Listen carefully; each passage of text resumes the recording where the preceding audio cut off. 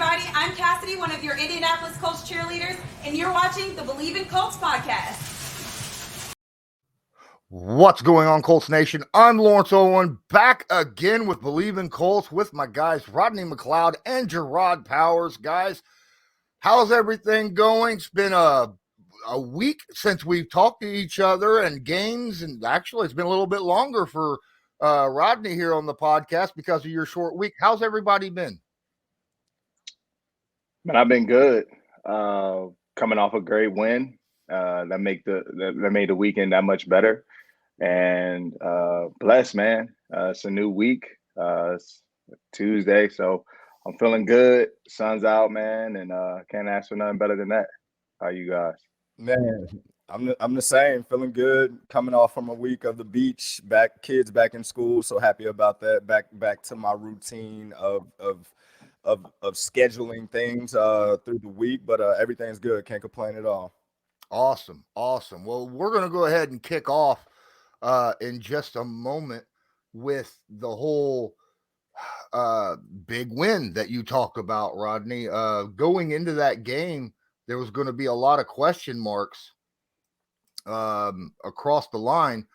My first question before you know what? Before we get into that, I just want to remind everybody that football is back at Bet Online and remains your number one source for all your football betting needs this season. You'll find the latest odds, matchup info, player news, and game trends. As your continued source for all your sports wagering info, Bet Online features live betting, free contests, live scores, and giveaways all season long. Always the fastest and easiest way to bet on all your favorite sports and events like Major League Baseball, MMA, tennis, boxing, even golf.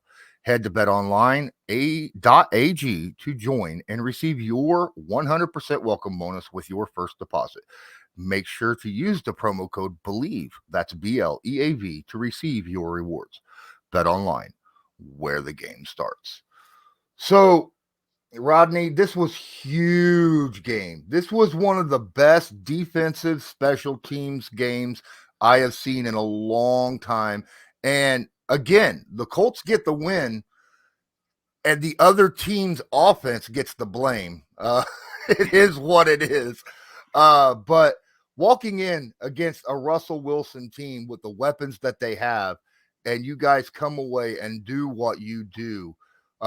Give us a little bit of feeling about that game after it was over, how the locker room was, how personally it was, all that. Man, it was a great time to be in the locker room for us after experiencing what we did that game. And I think defensively, we just felt as though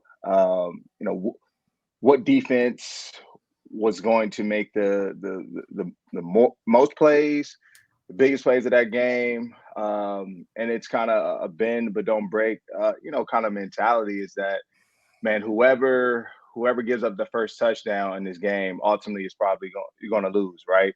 And that can't be us.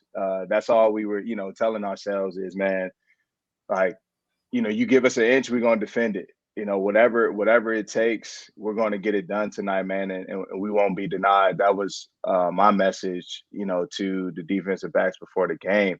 And I think, it showed countlessly throughout that game, from start to finish. Gilly obviously closing the game, I would say twice, right, and giving us a chance. He gets a huge interception,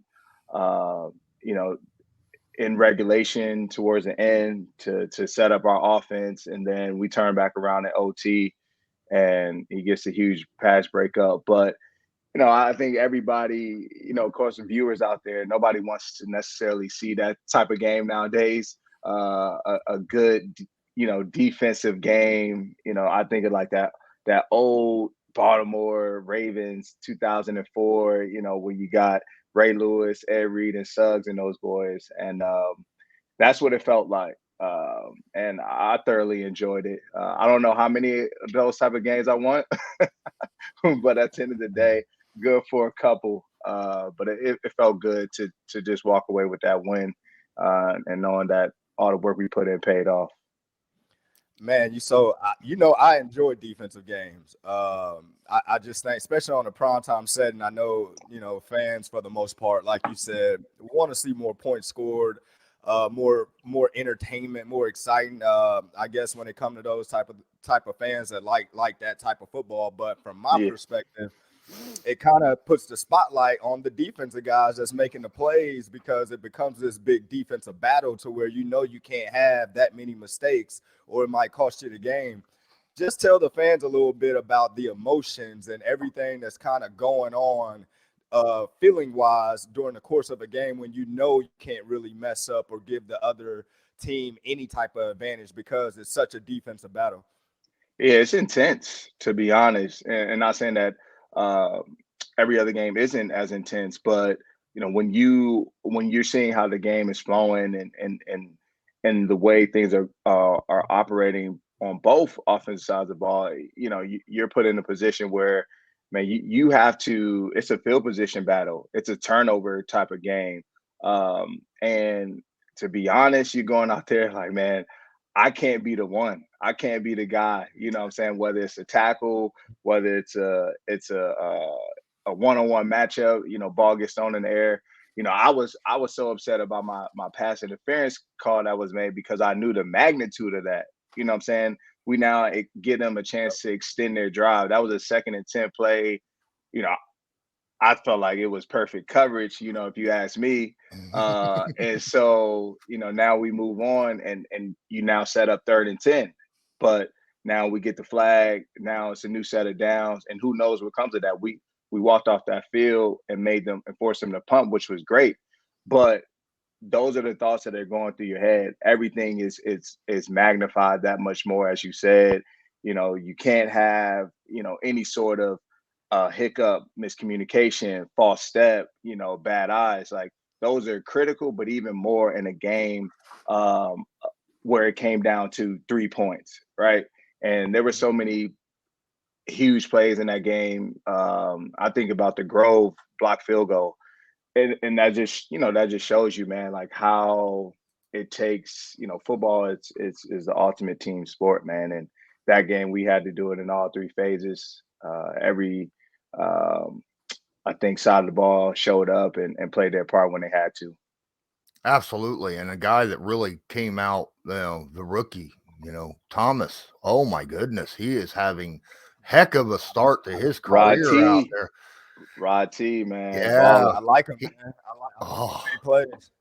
yeah. so take me through that play where the official got in the way. Oh my goodness. Yeah, I Take haven't me I He haven't probably take me through experienced. that one. he probably was going to intercept that ball. I mean, Hmm. I've seen stuff like that happen within my career to where, it's tough for officials sometimes to kind of get out of the way because you just never know where the ball's going. But in this particular situation, obviously, I mean, this could have been a huge, huge play. Like Rodney said, how you don't want to have a hiccup. This could have been a costly type play. So it's unfortunate that happened, but I think RT would have had another pick. Hmm. He would have. He definitely would have. I think I've only seen that happen. Been a part of that maybe like one other time, and you're like, like, how does that happen? Oh man, oh man, Like, yes, how are you it's getting back here this far? yeah. Like I don't think the refs, man, their anticipation too of like what type of play they expect it to be, and I don't think my man was expecting the deep ball on that play. Thank you for watching Jerraud Powers and I here on Bleav in Colts, part of the Bleav Podcast Network. Don't forget to smash that like button, hit subscribe if you're not subscribed, and tag that notification bell so that you're notified next time we upload a video or go live. And don't forget, you can hit that little red share button, help us out a lot with exposure and getting our stuff out to more fans. Now, let's get back to the video. Well, again, referees are considered what? Part of the field, right? So you got to keep one eye open for those zebras out there when you're running around. Man. But yeah, I mean he's been getting pass breakups, breaking on the balls, doing everything just great. The whole defense has been playing absolutely phenomenal, lights out. When Russell Wilson, was there something different about this game from what you saw on film when coming in and facing Russell? Because I'm sure you guys watched a lot of film on how Russell Wilson plays. Mm-hmm. There was a lot of talk about how, he didn't run the ball as much. He stayed in the pocket quite a bit, things like that. Was you seeing stuff like that throughout the game? Yeah, I think that's credit to the D line being very disciplined in their rush lanes and patterns and the level of focus that we had, and also credit to us in the back end for uh, doing a great job on a good skill group. Man, those guys can play. Judy Sutton. You go across the board, man. Those guys are proven and they make a lot of plays and they're an explosive, offense in a sense. They have the capability to do that. But I think it was just credit to us the way we played collectively as a defense. To be honest with you, we know what type of player Russell Wilson is. He likes to escape, extend plays, and I felt as though we had a good game plan set in place, and we played disciplined football. Simply put. So getting a big win like that on the road, I remember playing them Thursday night games, especially sometimes, especially when it's a short week, you got to travel across the country and all that type of things. It seems like you're back against the wall, like everything is against you. And then you come out with a victory going forward with, especially how the season and kind of started a little slow, kind of up and downish. We still haven't played complimentary football yet to where just all phases are clicking together. So still so much to improve on as a team, but going forward, how do you think a win like this impacts the team heading into a conference game or division game coming up this week? Man, I think that was you look back on one of those games and it goes one or two ways, and I'm glad we were on the other side of that. I think that's a defining moment for a team, or it can be, right? And I truly Bleav this can be that game for us. That's a win on the road, short week. Once again, everybody's against us in a sense, and thinking that there's no way that the Colts are walking away with this win. And even probably as the game is going on, like at some way they're going to mess up. They're going to give the game away. But we hung together, and that is the identity of this team right now is perseverance and how do we respond in adverse moments. And I think we rose to that occasion both times, right? You look at KC and then you look at this. I think where we have to take that next step is after we have these huge wins, right, and have success, how do we handle that, right? And we have to treat this next game the same. It's don't read the clippings, continue to have those earplugs in. Don't listen to the necessarily the hype, right, that they might be giving us, and just go out, man, and treat the next one as if, man, like the world is against us again, backs against the wall. And to be honest, we're going into a week with a lot to prove, man, versus this Jacksonville Jaguars team. What they did to us the first game, and being a division opponent. I mean, Jerraud, like records don't matter. We could be, if we were 5-0, what I'm saying, and they were 0-5, it doesn't matter. They're going to bring their best because they know us well. What I'm saying? And it's just that pride that, we all have, of course, as players, but even more when it comes to the division, man. So I think for us, we have to create the success that we have the same way, and go out there, man, and just do whatever it takes. It doesn't have to be pretty, as long as you walk away with a win, in my opinion. That's all that matters. This Gus Bradley defense has been playing, again, like I said, pretty darn good through the first 5 weeks of the season. Now, obviously, when you're a new player walking in, not only are you trying to get used to, the players around you, but now, there's an added difficulty of a new defensive coordinator here, and so a new scheme. So is it you're kind of on equal levels with the other guys, but you don't know the other guys as well. Take us through the learning curve that's been this year of coming into the Indianapolis Colts through this point and trying to cement yourself in with this defense. Yeah, I mean, I think it's just like any other sort of relationship. There you have to. It takes time to build that bond and that chemistry, and it just has to happen naturally.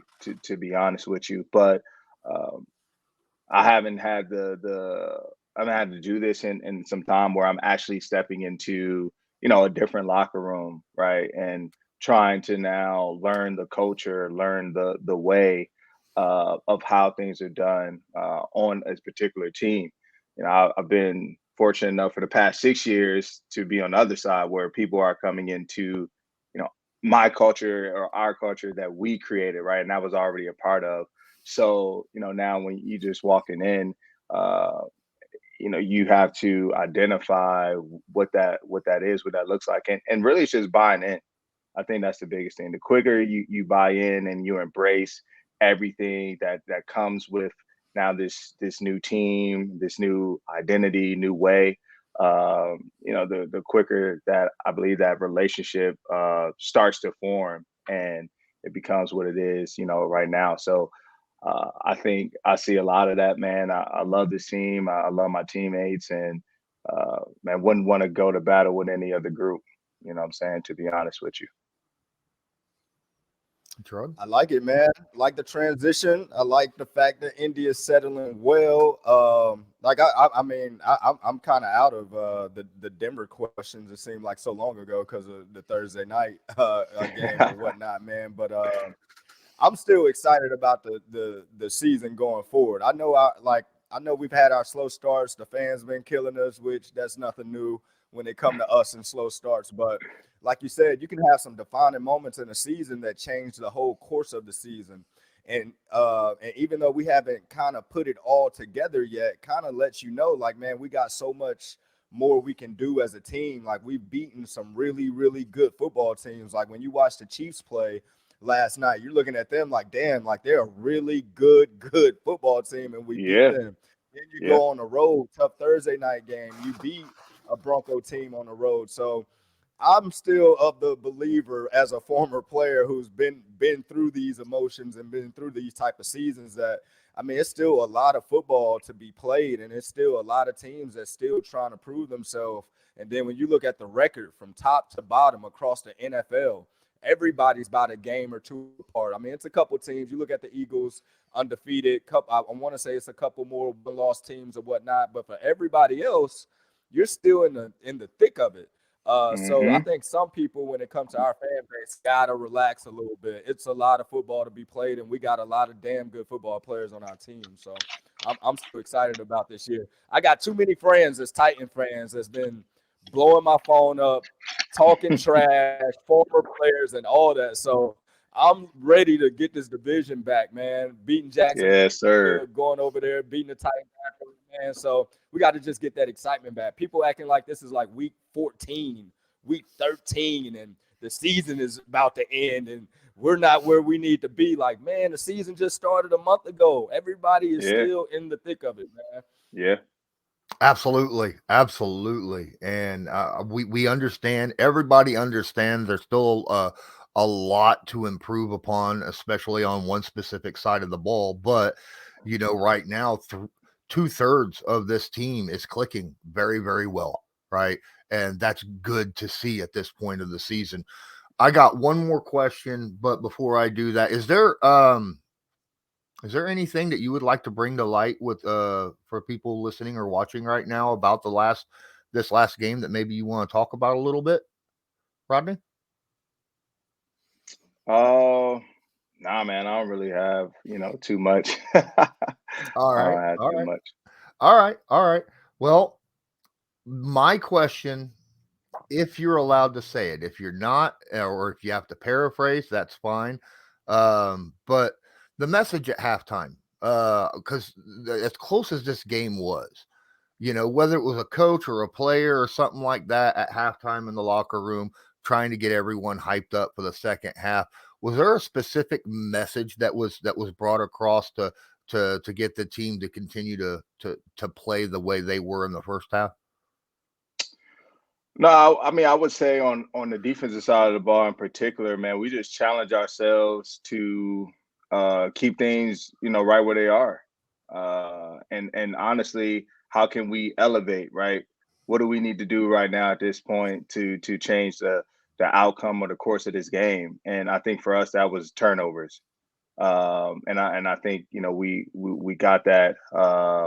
And then I would say on the offensive side of the ball, both I heard, both, Matt spoke to us at half, just talking about closing out this game, man, and doing whatever it takes to win. And then, a gentleman, Philip Lindsay, surprisingly, showed a lot of emotion, on that side of the ball and challenging everybody on that side to pick things up, and so that was encouraging to hear on the as we have the lockers separating us and they're on the other side of the ball. But it caused that type of game called for certain leaders to speak out in maybe ways that they haven't before. But everybody responded well, man, and we came away with the win.